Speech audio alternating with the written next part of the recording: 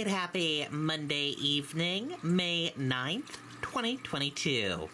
I'm Riley King. Welcome to this Monday evening edition of the Riley King Newscast, right here on the Riley King Network. We have a lot of news to get to this Monday evening, so let's get started right now.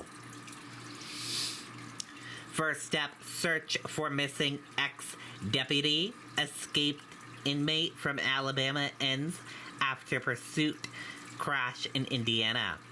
Let's take a listen to that video from WVTM 13.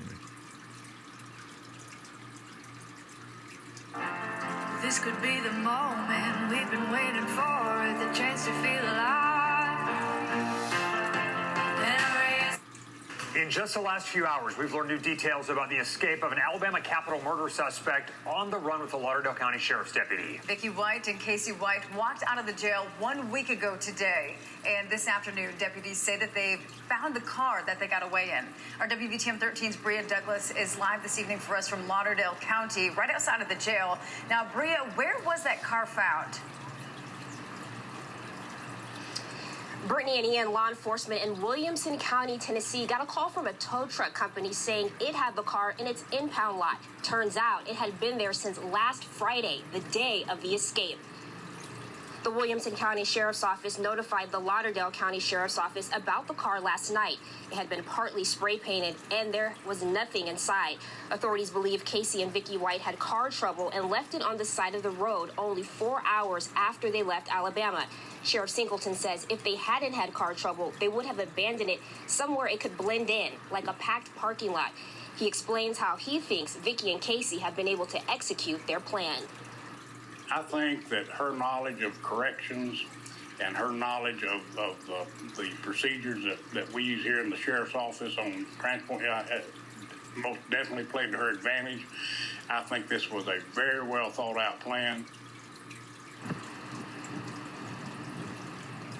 And coming up at 5 o'clock, I will explain why authorities believe it took so long for them to be notified of the car and how the delay now sets them back in their search. Live in Lauderdale County, Bria Douglas, WVTM 13. The sheriff saying earlier, essentially, they're back to square one when it comes to at least a vehicle description in this case. Again, it's been a full week since the two disappeared. U.S. Marshals giving us some new insight into that ongoing manhunt. The Lauderdale County Sheriff's Office says it is obvious that Vicky White had a side that they didn't know about. The commander of the U.S. Marshal Service for the region says that they're learning something new every day, leading them closer to the two. For example, yesterday, they learned that Casey White has a tattoo of two eyeballs on the back of his head.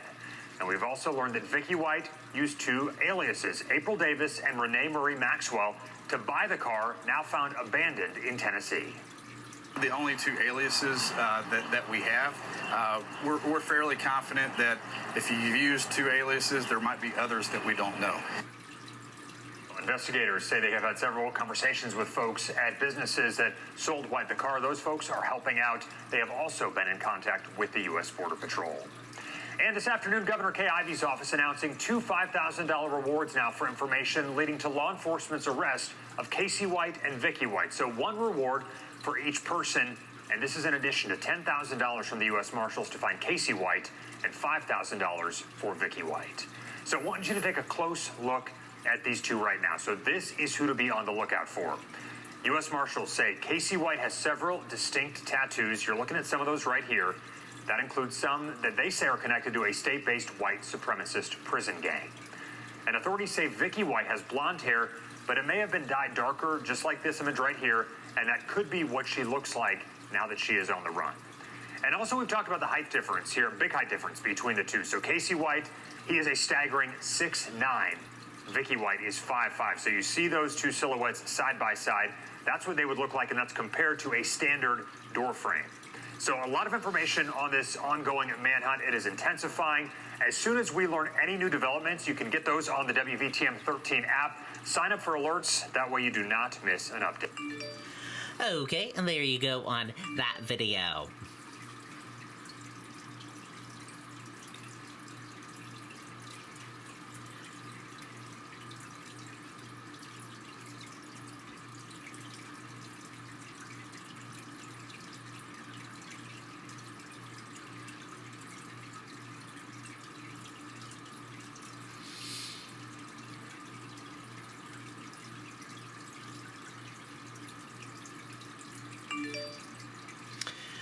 Brush fire danger increases in New Hampshire as weather improves. Let's take a listen to that video from WMUR News 9. This could be the moment we've been waiting for, the chance to feel alive. The signs are out, warning of the danger. And in Merrimack, the fire department says conditions are ripe for brush fires. We didn't have much snow over the winter. It's been a fairly dry spring. Things haven't really greened up here yet in the southern part of the state. You know, the last few days, the leaves just started to pop. At the State Division of Forest and Lands, they are also closely monitoring the weather. The chief of the Forest Protection Bureau says April showers helped, but there are still concerns. This dry air mass is over us, and it's springtime, so we have our drier fuels right now, which means that a small fire can grow very quickly and become a big fire. Because of that, all the spotting towers are being staffed. The chief says moisture in the ground is at a good level, but there is still plenty of fuel available. And there is the wind. When there is a fire outside, it does travel quickly across that top layer of, leaves and that type of material, especially with the wind. State officials say they are concerned about campfires, but they say more fires are started by people doing yard work. Really, right now is not the time to have your big brush pile to burn that. It's better to wait until we get into greener conditions and more rain. Some towns are still issuing burn permits, which you need if you're burning outside. You can get those online by going to NewHampshireFirePermit.com. Reporting live in Allenstown, Ray Brewer, WMUR News 9. Okay, and there you go on that video and that report.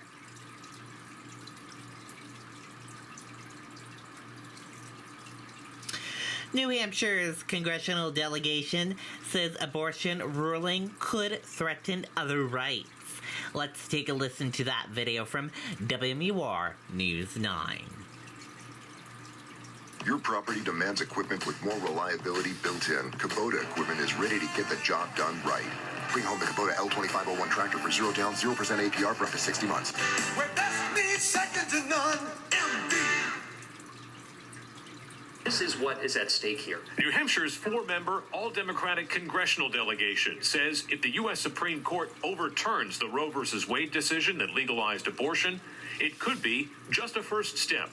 There is no doubt that it opens the door for decisions around family planning, contraceptive care, that it opens the door to decisions around same-sex marriage, around many other rights that right now we believe are enshrined because of the Supreme Court. The delegation says its constituents are also outraged and concerned, especially in light of proposals in other states like Louisiana to classify abortion at any time after fertilization as homicide.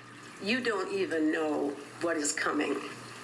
Thousands of women in this state have had miscarriages that are so private and so personal. Members of their family don't even know. And now the government is going to come in and make that decision. But these Democrats are also tempering expectations for their political base, saying that if the overturn of Roe v. Wade comes as expected, there isn't much they're going to be able to do about it in the near future, given the narrow balance of power in the U.S. Senate. There isn't a switch that we can just flip to undo this right away, but we've got to commit ourselves to this fight in the months and years to come, because this is just about basic freedom, fundamental rights. This is the third full delegation press conference on the abortion issue in the last several months. Pro-life activists say the senators and reps keep saying the same thing, and they contend they are losing the moral argument. Whenever I hear these sound bites in these discussions, I don't hear anything about what about the baby. And so that's the fundamental thing is what about the baby? In Concord, Adam Sexton, WMUR News. Okay, and there you go on that video and that report.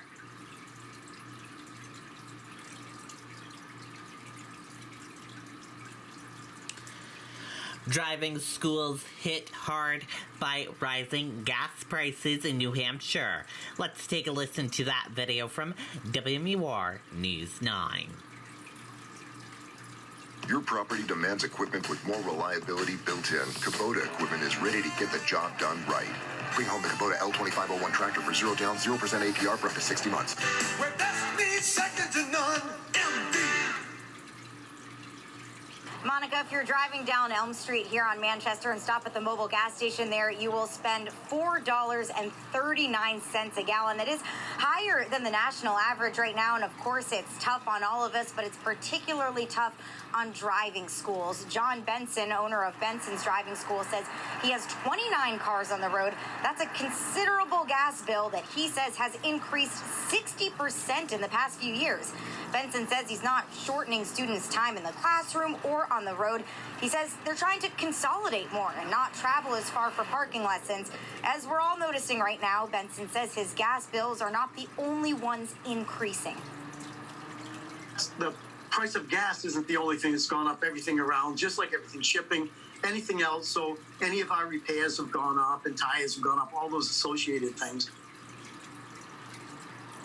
And according to AAA, gas prices nationwide are flirting with all-time highs right now. That number for a gallon of gas, $4.32. Live in Manchester, Grace Finerman, WMUR News 9. Okay, and there you go on that video and that report.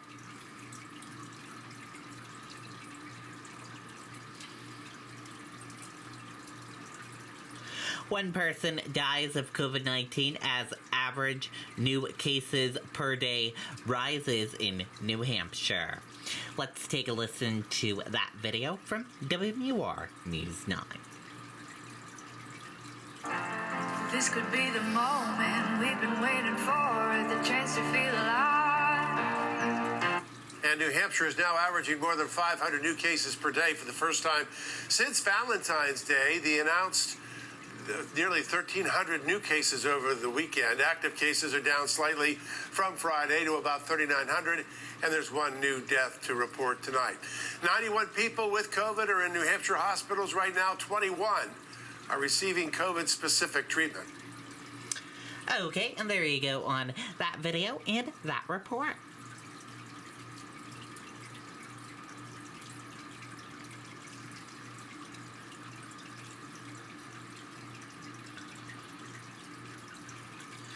And we are following some breaking news just over the border of New Hampshire in Salem, Massachusetts. Fire tears through homes in Salem, Massachusetts. The Salem Fire Department and city officials urge people to avoid the area of the fire on Hancock Street. A blaze erupted in a building in Salem, Massachusetts Monday, officials said. A neighboring home was also on fire, according to the Salem Fire Department. The department and city officials urged people to avoid the area of the fire on Hancock Street. Hancock Street is south of Salem's historic downtown. The plume of smoke from the blaze was appearing on NBC 10 Boston's radar. And we will keep you updated as more information becomes available into our newsroom.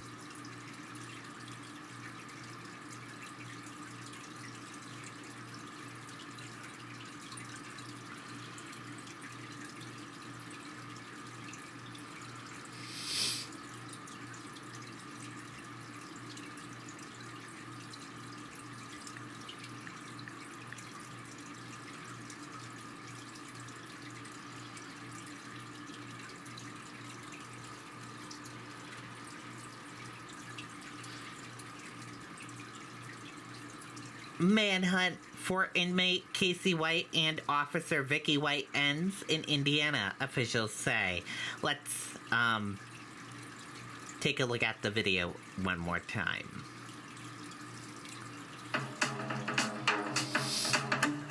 At TDS, we know there's no place like home. Brian, we are getting new reports into our studio here. Our News Nation station, WXIN, has confirmed through multiple law enforcement sources that the search for the escapee and jailer ended in Evansville. And so we can report that now that the two are connected. They have now captured the two. We don't know in what condition they possibly may be, but what you're looking at is a rollover crash. This is right outside the Evansville airport. Lots of law enforcement there on scene. You can see FBI. There's several different pickup trucks there. Possibly one of them is the one that we saw on Tuesday at a car wash nearby this area. And what Brian Enton was saying, that somebody actually called in, I believe it was the owner of that car wash in Evansville, Indiana, calling on Casey White and escapee inmate Casey White and former corrections officer Vicky White. They have been on the run since April 29th. They've been armed and dangerous, that's according to authorities, for fear that nobody should approach them, that they could possibly have weapons on them. But what you are looking at is, in fact, what is to believe to be the capturing of the two, Vicky White and Casey White. And we don't know what conditions they're in. You can see that that car has flipped over on its side. But okay, as you heard, that manhunt for inmate Casey White and Officer Vicky White ends in Indiana. And let's take a look at this press conference right now. This is the press conference that we've been talking about all week that we wanted to call. Casey White and Vicky White are in custody. There was a pursuit this afternoon in Evansville, Indiana. Evansville, Indiana is about 219 miles from here. The U.S. Marshals were in pursuit of a black Ford pickup. I think it was a F-Ford 150. And Casey White was driving that vehicle. Vicky White was a passenger. During the pursuit, the pickup truck wrecked. Casey White surrendered. Vicky White has been transported to the hospital for treatment. So this has ended a very long and stressful and challenging week and a half. It ended the way that we knew it would. They are in custody. What I'm very thankful for tonight is that no one was hurt. No citizens were hurt. No law enforcement officers were hurt as a result of this escape. Casey White is now back in custody, and I cannot express enough to the U.S. Marshals Fugitive Task Force for the assistance they've been in this. Their agents are actually the ones that were involved in the pursuit. And my team of investigators who work diligently alongside the U.S. Marshals Task Force, all the other partners and players in this, the least of which is not the media. You guys have made this happen. You've kept this story out there. You've kept it on everybody's mind. And the tips, what led us to the arrest and the capture of them today was a tip that came from citizens. And they call those tips in because of the coverage y'all have provided us. You don't know how much I personally appreciate the way y'all have helped us in this case. We got a dangerous man off the street today. He is never going to see the light of day again. And, that's a good thing for not just our community, but that's a good thing for this country. So thank you very much for your help. I'll be glad to take a few questions. What's the nature of Vicky White? Don't know. Just know she's been transported to the hospital for treatment. There was a wreck. I don't know if the wounds are related to the wreck or not. I'm sorry. Are they found in the same vehicle that was seen in the... Okay, and there you go on that press conference they had not too long ago. And that does it for this evening edition of the Riley King Newscast, right here on the Riley King Network. Thank you for tuning in and watching this evening edition of the Riley King Newscast, right here on the Riley King Network. Have a great evening. Good night and goodbye.